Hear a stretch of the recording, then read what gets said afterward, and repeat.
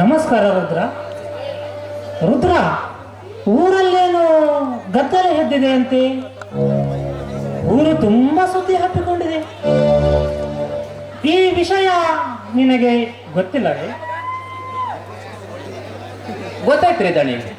ಅದಕ್ಕಂತ ನಿಮ್ಮನ್ನ ಕಾಣ್ಬೇಕಂತ ಇಡೀ ಊರ್ ಜನರಲ್ಲ ಹೊರಗಡೆ ನಿಂತಾರ್ರಿ. ದಣ್ಯರ ಬರ್ಬರ್ತಾ ಊರು ಬಹಳ ಹರಿಗೆಟ್ಟೈತ್ ನೋಡ್ರಿ. ಆ ತಿಮ್ಮನ ಮಗ ಕಾಳ ತಪ್ಪು ಮಾಡಲ್ಲಂತ ಹಿಡ್ಕೊಂಡ್ ಬಂದ್ರಿ ಅವ್ನ. ಹೌದಾ? ಎಲ್ಲಿದ್ದಾನೆ? ಕರಿ ಅವನು ಇಲ್ಲಿಗೆ.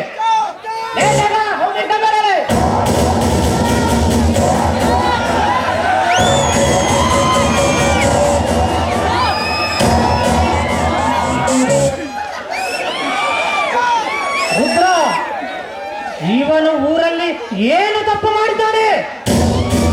ಏನಂತ ಹೇಳ್ಬೇಕ್ರಿ ದಣ್ಣರೇ? ಹಿಂದೊಮ್ಮೆ ಇದೇ ಊರಾಗ ಕಳ್ತನ ಮಾಡಿದ್ದ. ಜ್ವಾಳದ ಗೂಡಿಗೆ ಬೆಂಕಿ ಚೀರಿದ್ರೆ ಇವನು. ಇಷ್ಟು ಸಾಲ ಅಂತ ಆವತ್ತು ನೀನು ಇವನಿಗೆ ಸರಿಯಾಗಿ ನೀನು ಶಿಕ್ಷೆ ವಿಧಿಸಬೇಕಾಗಿತ್ತು. ಆದ್ರೆ ಅವನು ಮಾಡಿದ ತಪ್ಪಿಗೆ ನೀವು ದಂಡನೂ ವಿಧಿಸಬೇಕಾಗಿತ್ತು. ಆದ್ರೆ ಇವತ್ತೇನ್ ಮಾಡ್ಯಾನ್ರಿ ಗೊತ್ತಾಗ್ತೇನ್ರಿ ದಣ್ಣರ? ಏನು ಮಾಡಿದ್ದಾನೆ? ಲಾಯನ್ ಮಗ ಕೂಲಿ ಕೆಲ್ಸಕ್ಕಂತ ಹೊರಟಾಗ ಅವಳ ಮೇಲೆ ಬಲಾತ್ಕಾರ ಮಾಡಕ ಪ್ರಯತ್ನ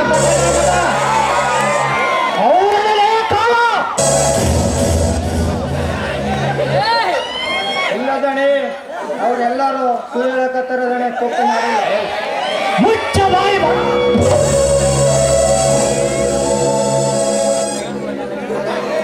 ನೀನು ಎಲ್ಲಿರುವಿ? ನೀನು ಎಲ್ಲಿ ನಿಂತಿರುವಿ? ಯಾರ ಕಣ್ಣ ಮುಂದೆ ನಿಂತು ಮಾತಾಡುತ್ತೀರಿ ಎಂಬುದರ ಅರಿವು ನನಗೆ ಏನಾದರೂ ಇದೆ?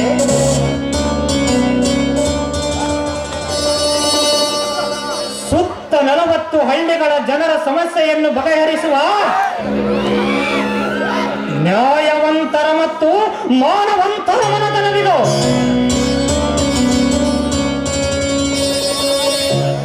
ಇಂತಹ ಮನೆತನದಲ್ಲಿ ನಿಂತು ಅನ್ಯಾಯದ ಮಾತುಗಳನ್ನಾಡಿದರೆ ನಿನ್ನ ನಾಲಿಗೆಯನ್ನು ಕತ್ತರಿಸಬೇಕಾಗುತ್ತದೆ.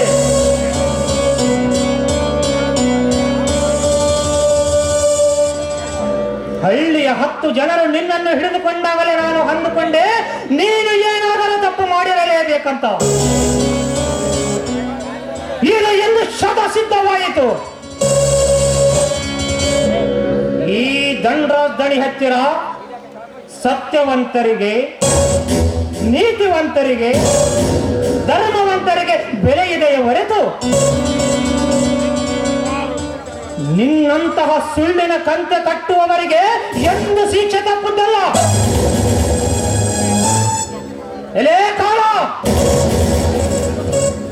ನೀನು ಏನು ತಪ್ಪು ಮಾಡಿ ಎಂಬುದನ್ನು ನಿನ್ನಯ ಬಾಯಿನಲ್ಲೇ ನೀನು ಮಗಳು. ಅವನು ಏನಂತ ಹೇಳ್ತಾನ್ರಿ ದಣರ? ನಿಮ್ಮ ಹತ್ರ ಯಾರಾದ್ರೂ ಸುಳ್ಳು ಹೇಳ್ತಾನನ್ರಿ? ಸುತ್ತ 40 ಹಳ್ಳಿ ಜನರು ನಿಮ್ಮ ಹತ್ರ ನ್ಯಾಯ ಕೇಳ. ನೀವು ನ್ಯಾಯ ಹೇಳಿದ ಮೇಲೆ ಮುಗಿದ್ರಿ.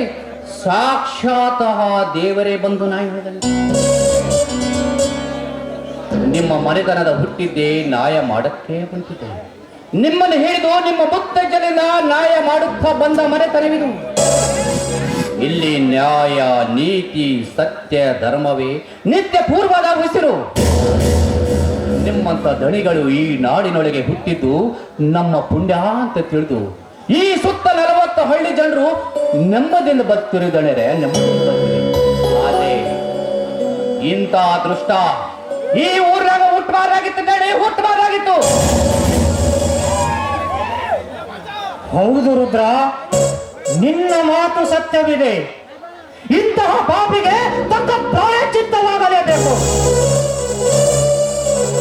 ಎಲೇ ಕಾಳ, ನೀನು ಇನ್ನು ಮುಂದೆ ಈ ಊರಲ್ಲಿ ಬದುಕಬಾರದು.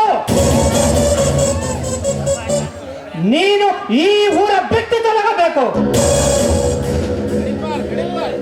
ಮರಳಿ ನೀನು ಈ ಊರಿಗೆ ಬಂದಿದ್ದ ಯಾದರೆ ನಿನ್ನ ಕತ್ತನ್ನು ಕತ್ತರಿಸಿ ಹನುಮಪ್ಪ ಗೂಡಿಯ ಮುಂದೆ ಹೂಳಬೇಕಾಗಿತ್ತು. ಕೊನೆಯ ಎಚ್ಚರಿಕೆ.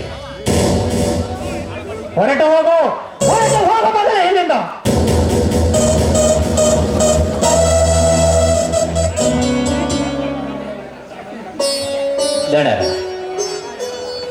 ಇಷ್ಟು ಚಿಕ್ಕ ವಯಸ್ಸಿನಾಗ ಎಂತೆಂಥೋ ಸಮಸ್ಯೆಗಳನ್ನು ಬಗೆಹರಿಸ್ತಾರಲ್ಲ. ನಮ್ಮ ದೊಡ್ಡ ದಣಿಯಾರಾಗ ನಿಮ್ಮ ಹತ್ರ ದೊಡ್ಡ ಗುಣ ಐತೆ ನೋಡ್ರಿ.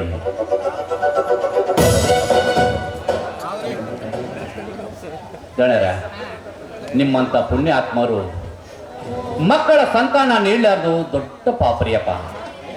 ನಿಮ್ಮ ಹೊಟ್ಟೆಯಾಗ ಒಂದು ಮಗು ಹುಟ್ಟಿಲಿ ಎಂದ ದಿನನಿತ್ಯ ಆ ದೇವರಲ್ಲಿ ಬೇಡ್ಕೊಂತಿದ್ರಿ. ಹುಟ್ಟಿದ ಮಗು ನಿಮ್ಮ ಹಾಗೆ ದೊಡ್ಡ ಗುಣ ಹೊಂದಿ ನಿಮ್ಮ ಹಾಗೆ ಚಿಕ್ಕದಣಿ ನಾಯ ಹೇಳಕ್ಕೆ ಆಗಬೇಕೆಂಬುದೇ ನನ್ನ ಆಸೆ.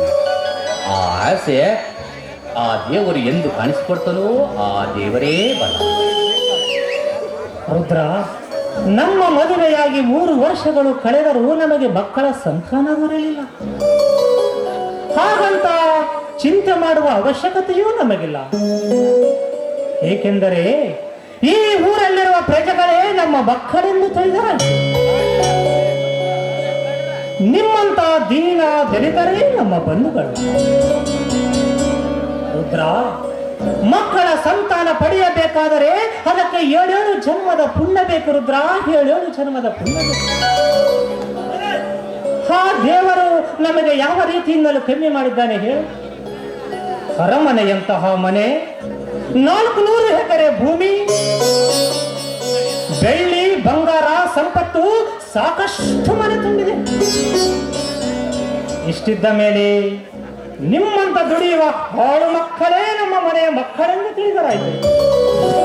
ಎಂತ ಮಾತ್ರ ಆಗ್ತದೆ. ನನ್ನ ಮಕ್ಕಳಂತೆ ಪ್ರೀತಿಯಿಂದ ಕಂಡ್ರು ನಾವು ನಿಮ್ಮ ಮನೆ ಮಕ್ಕಳು ಹಾಕಿದಳು ಅಂತ ನಿಮಗೊಬ್ಬ ಮಗ ಬೇಕೇ ಬೇಕು. ನಮ್ಮನ್ನು ಹಿಡಿದು ನಮ್ಮ ಮುತ್ತಜ್ಜರನ್ನ ಈ ಮನೆಯಲ್ಲಿ ದುಡಿಯುತ್ತಾ ಬಂದಿವಿ. ಅದಕ್ಕಂತ ನಾನು ಬೇಡ್ಕೊಳ್ಳೋದು ಒಂದೇ ಒಂದು, ನಿಮ್ಮ ಹೊಟ್ಟೆಯಾಗ ಒಂದು ಮಗು ಹುಟ್ಟಲಿ ಎಂದು ಇಡೀ ಊರಾಗಿಲ್ಲವ ಎಲ್ಲ ದೇವರಿಗೆ ತುಪ್ಪದ ಅಭಿಷೇಕ ಮಾಡ್ತಾನಂದು ಅರಿಕೆ ಹೊತ್ಕೊಂಡಿದ್ದೇನೆ. ರುದ್ರ ರುದ್ರ ರುದ್ರ, ನೀನು ಈ ಮನೆಯ ಹಾಳು ಮಗನಲ್ಲ, ಈ ಮನೆಯ ಮಗ ನೀನು. ನಿನ್ನಂತಹ ವಿಶ್ವಾಸಿತ ಅಭಿಮಾನಿ ಸಿಗಬೇಕಾದರೆ ಈ ಮನೆತನದ ಪುಣ್ಯವಿದೆ ರುದ್ರ, ಈ ಮನೆತನದ ಪುಣ್ಯವಿದೆ.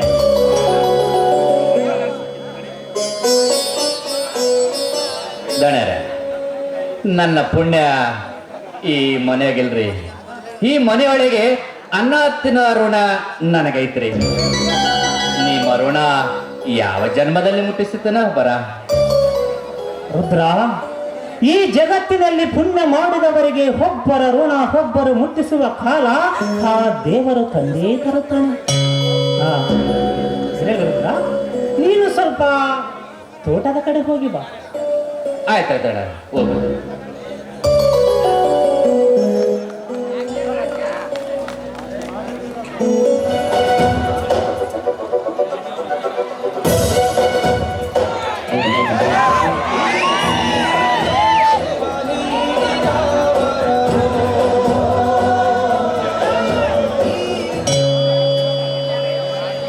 ಮಹಾದೇವಿ, ಎಲ್ಲಿಗೆ ಹೋಗಿದ್ದೆ? ಅಭಿಷೇಕ ಮಾಡಿಸ್ಕೊಂಡು ಬರೋದಕ್ಕೆ ದೇವಸ್ಥಾನಕ್ಕೆ ಹೋಗಿದ್ದೆ. ತೆಗೆದುಕೊಳ್ಳಿ ಪ್ರಸಾದ.